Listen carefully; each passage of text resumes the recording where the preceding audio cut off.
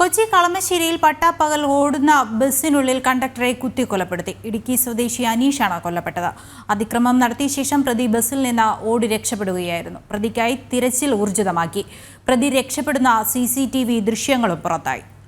മിഥുൻ മുരളി തയ്യാറാക്കിയ റിപ്പോർട്ട് കാണാം.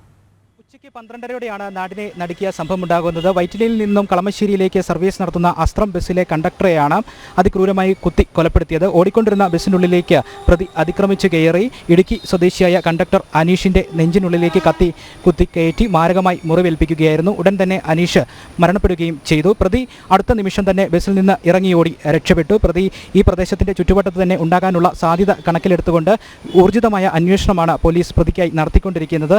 പ്രതിയെ സംബന്ധിച്ചിട്ടുള്ള ചില വിവരങ്ങളും പോലീസിന് ലഭ്യമായിട്ടുണ്ടെന്നും മനസ്സിലാക്കാൻ കഴിയുന്നുണ്ട്.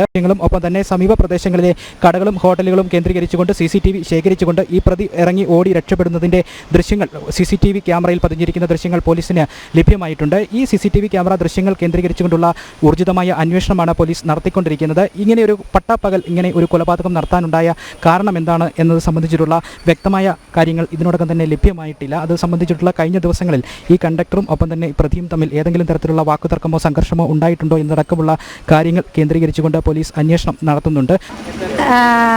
ബസ് അവിടെ നിന്ന് ഇങ്ങോട്ട് യാത്രക്കാരെ കൊണ്ട് വരുമായിരുന്നു. അപ്പോൾ ആ ബസ്സിലോട്ട് ഒരുത്തന് ഓടി കയറിയിട്ട് കുത്തിയിട്ട് അവന് മൂലപ്പാടത്തേക്ക് ഓടിയെന്നാണ് പറഞ്ഞത്. ബസ്സിൽ യാത്രക്കാർ കുറവായിരുന്നു. ആ ചെറുക്കനെ എനിക്ക് അറിയില്ല. ഈ ബസ്സിൽ കണ്ടക്ടർ എപ്പോഴും ഇവിടെ ബസ് കൊണ്ടിട്ടിട്ട് അവർ ഇവിടുന്ന് 2 മണിയാകുമ്പോഴാണ് എടുക്കണത്. അപ്പോൾ എന്നോട് സംസാരിക്കാറുണ്ട്. കളമശ്ശേരിയിൽ ബസ്സിൻ്റെ സർവീസിൻ്റെ അവസാന സ്റ്റോപ്പിലേക്ക് എത്തുന്നതിന് തൊട്ട് മുൻപായിട്ടായിരുന്നു ഈ സംഭവം ഉണ്ടായത്. അതുകൊണ്ട് തന്നെ ബസ്സിൽ യാത്രക്കാർ വളരെ ചുരുക്കമായിരുന്നു. യാത്രക്കാരിൽ നിന്നും കൂടുതൽ വിവരങ്ങൾ പോലീസിന് മൊഴിയായി ലഭിച്ചിട്ടില്ല എന്നാണ് മനസ്സിലാക്കാൻ കഴിയുന്നത്. ഡോർ ഭാഗത്തായിരുന്നു കണ്ടക്ടർ ഉണ്ടായിരുന്നത്. ബസ്സിലേക്ക് കയറിയ ഉടൻ തന്നെ പ്രതി കണ്ടക്ടർ അനീഷിൻ്റെ നെഞ്ചിനുള്ളിലേക്ക് കുത്തിക്കയറ്റി തൊട്ടടുത്ത നിമിഷം തന്നെ ഇറങ്ങി ഓടുകയായിരുന്നു. അതുകൊണ്ട് തന്നെ യാത്രക്കാരിൽ നിന്ന് കൂടുതൽ വിവരങ്ങൾ ലഭിച്ചിട്ടില്ല. പക്ഷേ കണ്ടക്ടർ അനീഷിനെ കൃത്യമായി അറിയാവുന്ന ഈ ഭാഗത്ത് കടകളും മറ്റും നടത്തുന്ന ആളുകളുണ്ട്.